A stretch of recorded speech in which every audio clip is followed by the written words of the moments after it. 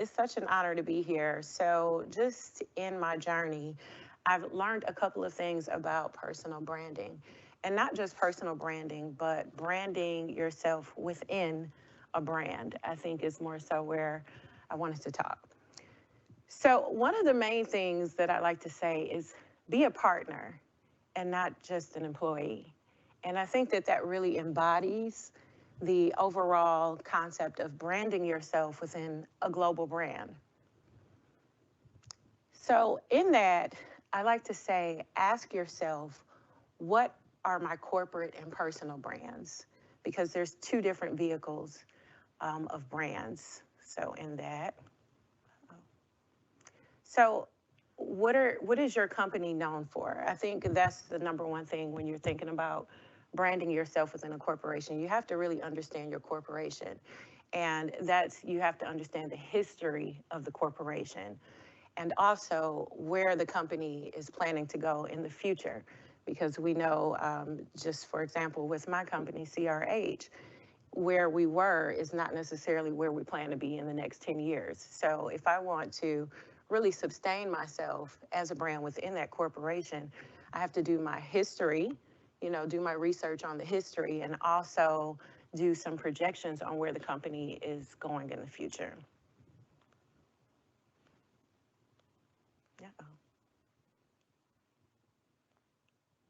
Uh-oh. Okay, there it is.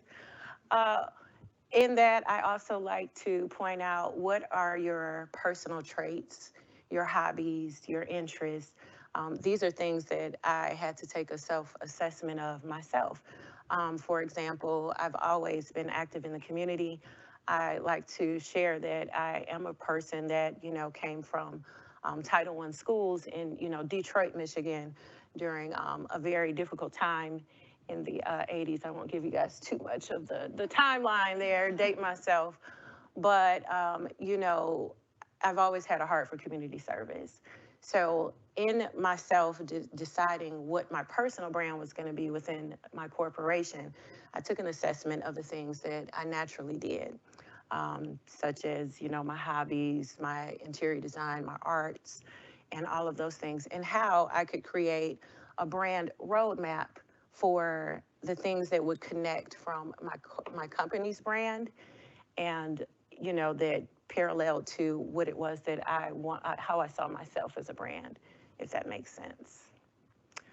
You also have to look at brands as vehicles.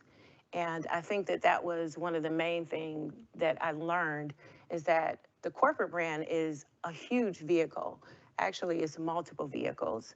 So if you really do a roadmap of where is it that I would like to, go in my career, where would I like to elevate myself within this, brand, this global brand, then you have to look at the different vehicles that are available to you through your corporation. There's not one, there's multiple ones. So if you can find ways to align and, what you're, by doing your personal assessment of the things that you do well, asking, can everybody say that with me? Who am I, And not just who are you as a person, but who are you within a brand? Who are you within a corporation of thousands and thousands of people? How do you identify yourself? How do you, stick out and assert yourself and become memorable for what you do? In a lot of cases, there's multiple people that do exactly what you do, right? I know that I'm not the only 3D modeler. I'm not the only person, that does virtual reality design. So I've always had to focus on how do I stick out and make a personal brand, even if it's through kindness, even if it's through consistency, even if it could be through responsiveness. I know that I'm one of the most responsive people, within my team, right? So that is a brand in itself, just being responsive. People will know who to go to get certain things accomplished and done. So I wanted that to be my brand, that if you need to get something done, you need to find Ricole. And that has been the case even in other areas that are not even in my department. People from other departments have started to kind of pull me in on project management because I've developed that brand for myself, right? And you get there through consistency and being genuine. So I think that that's a huge thing. So part of this is, what is your elevator speech? What is your elevator pitch? What do you say about yourself? I think that a lot of times, sometimes we may drop the ball there. You know, a lot of us, myself included, we don't like to brag about ourselves. I am still honestly uncomfortable when you guys put these pictures. And my supporters that are here with me from my team, we have a whole joke. I have a banner that they gave me when I won with the WIT Awards. And it's like this 6-foot banner, you know? And so I'm always joking, like, where in the world am I going to take that? And I've had a couple of speaking events, and I'm like, should I take it, or is it too much, you know? So, you know, just becoming comfortable with who you are and advocating. I love, someone said that, advocating for yourself. I think it was Kate. You 100% have to advocate for yourself. And I want to be a little transparent here, because I think that's where I find my success with women and the people that I do support, is my transparency. I advocated for myself for that award. And I, you know, also am a mother of 3. I was in the carpool line. So, like you said, you know, sometimes there's not that person in that moment to advocate for you as well. And I saw that they were looking for, you know, someone to nominees. I nominated myself from the carpool line, you know, and thank you. And as a joke, and a little bit, you know, like, I think a little bit out of frustration, you know, like tired of waiting to be acknowledged, waiting to be seen, you know, waiting to be nominated. And I decided in that moment that I am qualified for this opportunity, and whether they give it to me or not, I'm going for it. And I think that that is the bulk of, you know, advocating for yourself as well. So in, you know, your elevator speech, think about, how would your coworkers introduce you? And I think that that's really profound, because most of us could say, well, my coworkers would say, you know, she's tough when she needs to be. She's, you know, a very kind-hearted person, but business is business. They would say, I can depend on her, that she is absolutely going to make her deadlines. I know how they feel about me. So why would you wait to say that about yourself if you're aware of that? You know, most of us, we could tell you what our coworkers and our peers, our best friend even, would say about us. We need to put those things into our elevator pitch as to who we are. So, and what do you enjoy about your position? And again, these are ways that you can start to see brands within what you're already doing. Maybe even, what do you like about other positions? Now, this one is really important to me. This is about life patterns. And I actually put this in here because of the WIN board that actually came and saw me speak. Are you the cupcake lady? I was.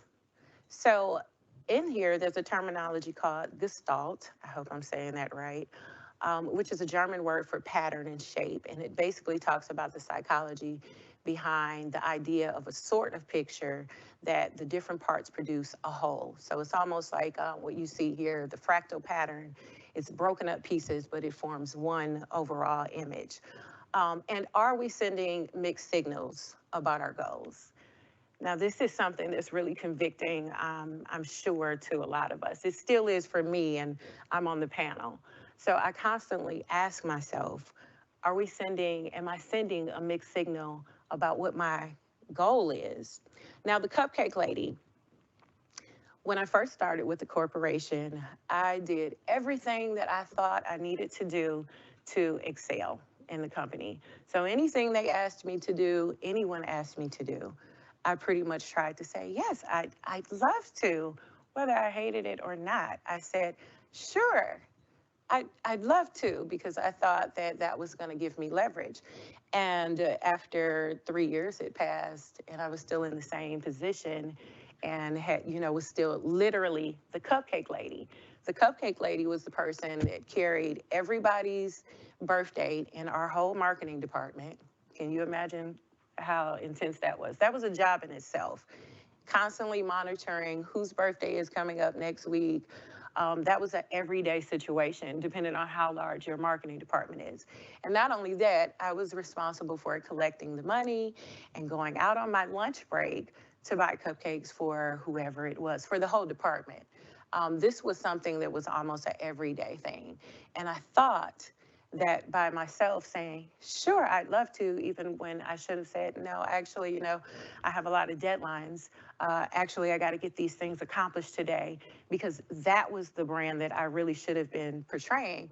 But I sent a mixed signal, and they thought that I loved to be this lady. Bringing the cupcakes, right? So once I had that epiphany, I talked to our, at the time, director, and she had accelerated in the company. I'm telling you, maybe to 2 different positions. She was promoted twice in the span of like 10 months. It was record breaking. She was the first woman in her position to do it. I caught her on the elevator. I stayed that day because, my wheels were turning. I, started to resent being the cupcake lady. Like, hey, you got the cupcakes for, Allison tomorrow? And I'm like, yeah, I'll take care of it. I caught the director in the elevator and I asked her, I said, so what type of things do you read? And she told me about this book. And the book is called Play Like a Man, Win Like a Woman. And it's by Gail Evans. And the thing that is profound about this book is that it talks about the roles that we many times will play into ourselves. And it's not anything that you necessarily are being forced into, but we're playing into the role. So I was also the team mom of my department of Bellegarde, and they literally would call me that, like, oh, you're like the team mom. And that's when I knew I had to do something drastic, and we had to change the personal brand. And that's when this person that you see now started to develop. So what is unique about you? You want to take a self-assessment. What problems do you solve? Practice your elevator pitch. Practice your elevator pitch. Practice in the mirror your elevator pitch. Become comfortable with speaking in crowds. Become comfortable with being uncomfortable. That's how you get to your next level. This is absolutely not comfortable or easy, is it? No. It takes a great deal of courage, but each time you do it, it gets a little bit easier. So practice social media presence. Now, this is something that is key for, in my particular case, because I have different brands. I have brands outside of my corporation, right? And a lot of people do, right? In that, you have to understand which platform is for which thing.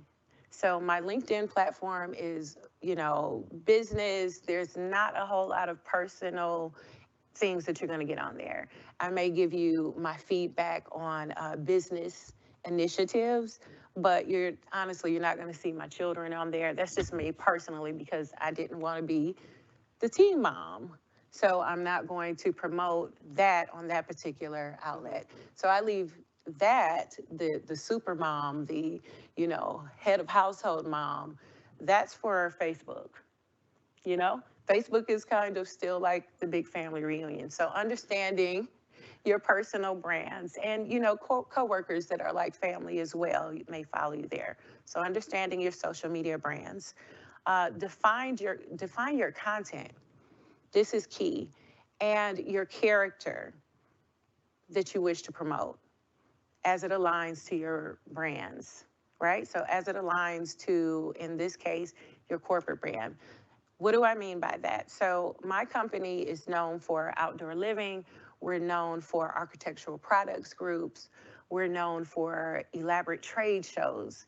That doesn't align to, if I have a dance studio. Agree? So that's not the vehicle for that. But it does, however, align to my background in the arts.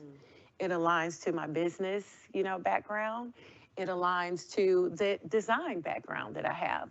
So I knew that vehicle, that personal brand, because I really want to be clear in this 20 minutes that we have, that they are 2 individual things. Your personal brand is exclusively you thinking about what you have, your intellectual properties to offer. It could be things that you're currently doing. And then your corporate or your global brand what vehicles do they have that you can align these things, right? So that is key there. Dressing the part when you're being the part. Okay, you know what I mean? Like we all have done that today. A lot of us are working remote still. When I'm at home, I look nothing like this. Tell me about it. And my team can attest to that. You know, if the camera's on, it's a great day. It's a great day in my world. But dressing the part when you're being the part, okay? So when you're showing up to the meetings, when you're showing up to the cameras on, you know, board meetings and all of that kind of stuff, being that part, make sure that it aligns with your personal brand and the image that you are portraying, okay? Or that you are, hopefully you are, and not just portraying. Most importantly, be genuine. And that's something that I personally, shockingly, have had, I think, my biggest success and my biggest support from the women is that they felt that they could connect with who I am as a person. I try to be as consistent as I can, and that does not mean being a doormat. Mhm. That does not mean being a doormat, but being consistent, being kind, being fair, being just, and getting the job done. So that is that one. So how do you define yourself within a global brand? That's what we're going through here. And then branding and building the connections. So here, my corporation, this is where I said you have to do your history. And it took me a long time because we all know that in a global brand, there's so many different intricate matrix parts of it that you almost have to get your elevator pitch together just for the global brand.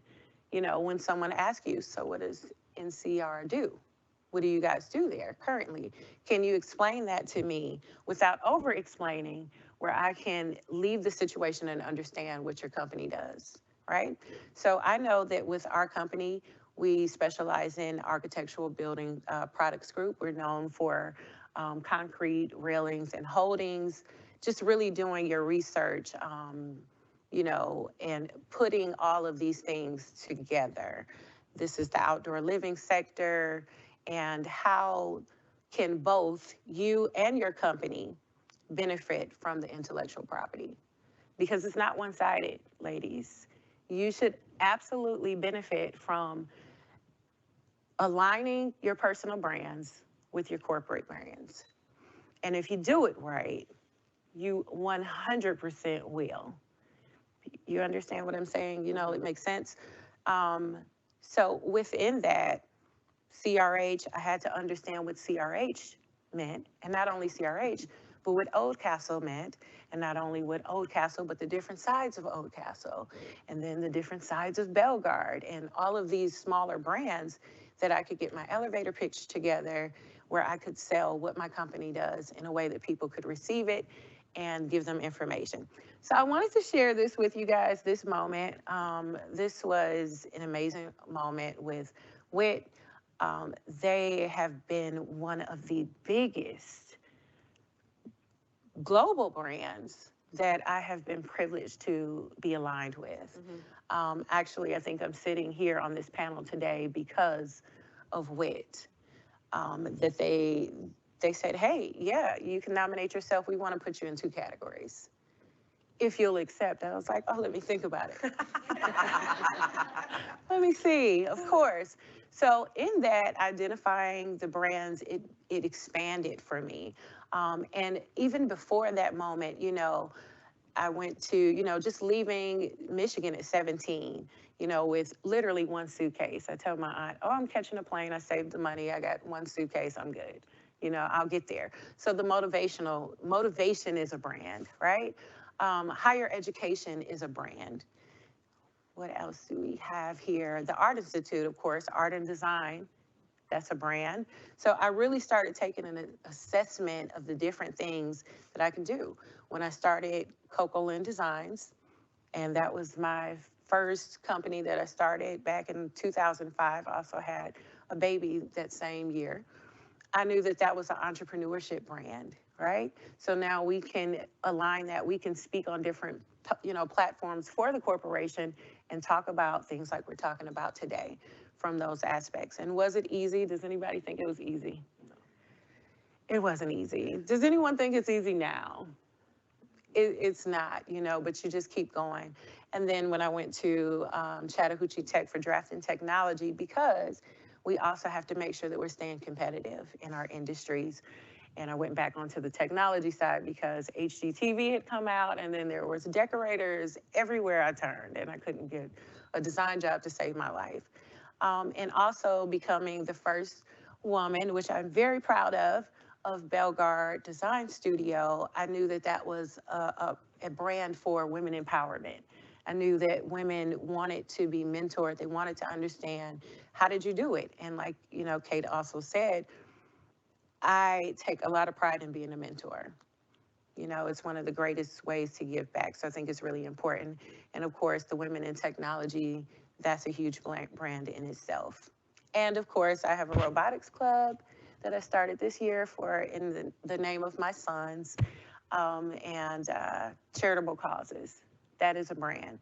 So what I'm telling you in this is that take your self-assessment, look at your resume, look what you're doing every day, the things that you would like to do, and break those down to a brand matrix.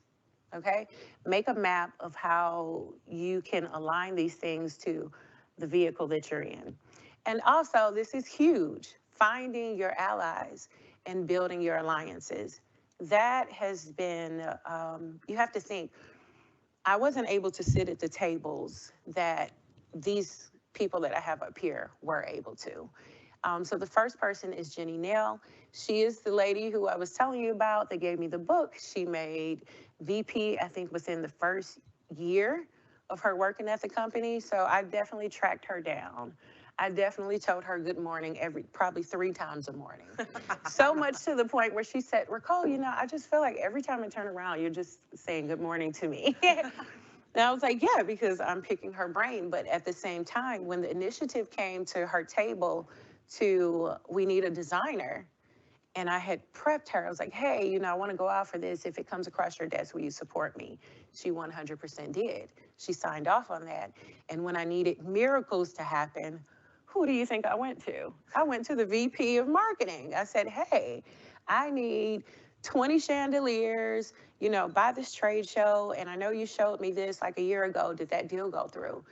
And she said 100%. She had them there for me. Also, Joe Boyne, he's my director.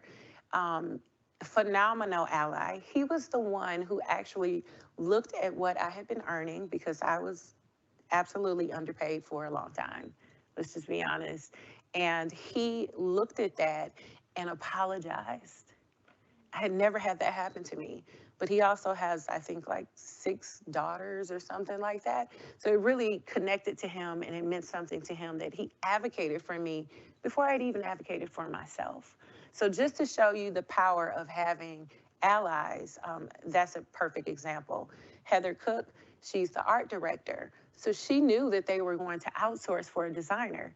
And she's totally radical. Like, she will say what she has to say, and she's known for that. That is her brand. She's going to tell you the truth. And she said, why would you guys hire someone and we have someone already on salary?